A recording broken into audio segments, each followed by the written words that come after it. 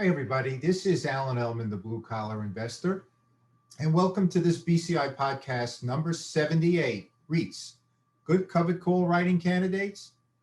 We're going to use a real life example with PennyMac Mortgage Investment Trust, which trades on the New York Stock Exchange under the ticker symbol PMT.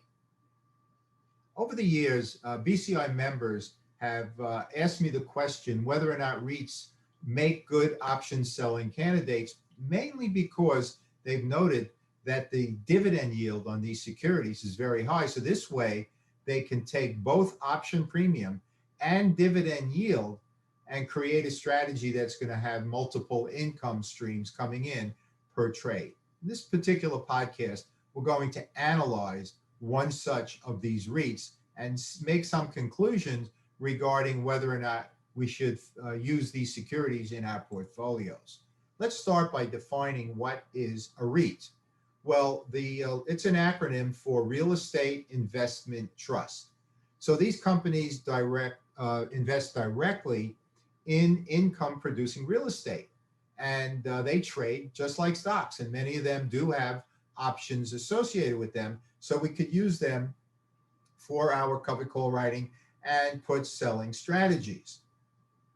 Now, as I said before, many of them do generate very substantial dividends, as does PMT. And so to some investors, it becomes a very attractive underlying security to consider. So let's look at a price chart now of PMT, and I'll describe it for those of you just listening, of compared to the S&P 500 from 2014 to 2019. So over a 5-year time frame, both securities appreciated in value, but the S&P 500 over those 5 years was up actually 49%, whereas PMT was up only 3%. So there was a major difference in the share appreciation compared to the overall market.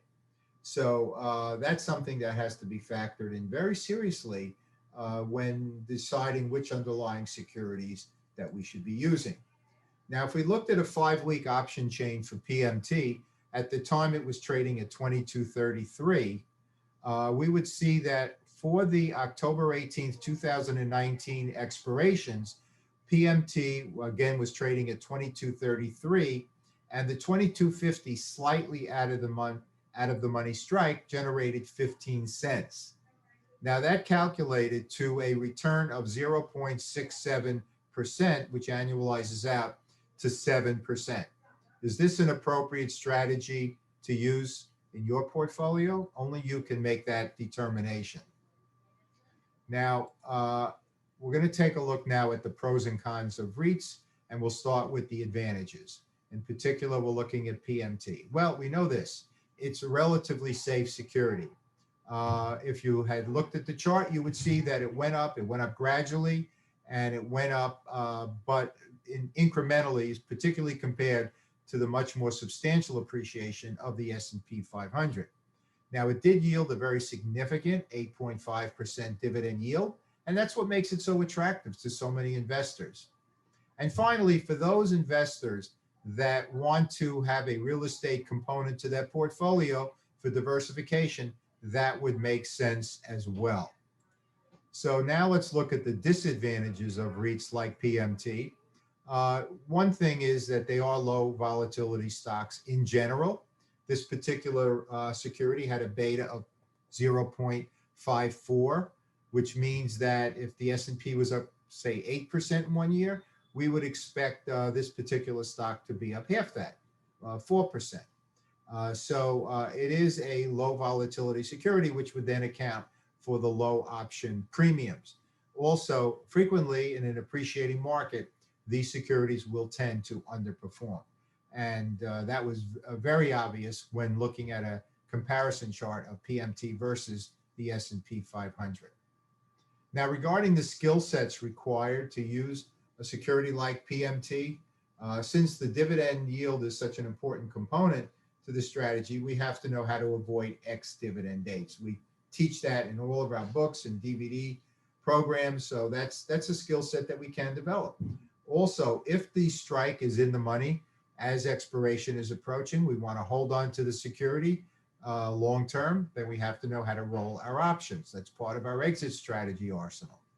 And finally, we also have to avoid earnings reports, which is a common rule, whether or not we're using a REIT or any other security. That's important to do. So we have to know how to avoid our earnings reports as well.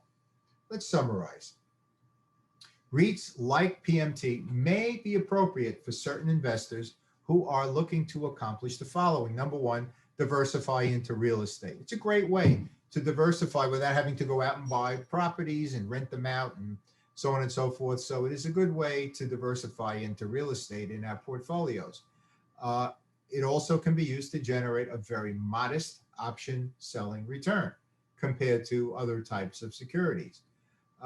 You can generate a significant dividend yield in addition to the option premium return. So that's something that should be factored in as well. We're making a decision whether or not this is a good strategy for ourselves and our families.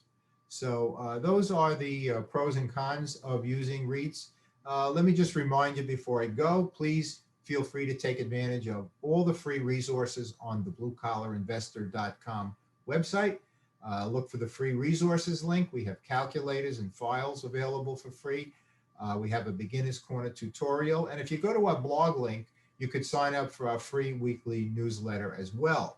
Have a look at our premium membership, which provides reports for the best and elite performing securities for option selling. In our store, we have books available in various formats, as well as calculators, spreadsheets, mentoring programs, trade planners, video tutorials, and so much more to allow us to master option selling strategies.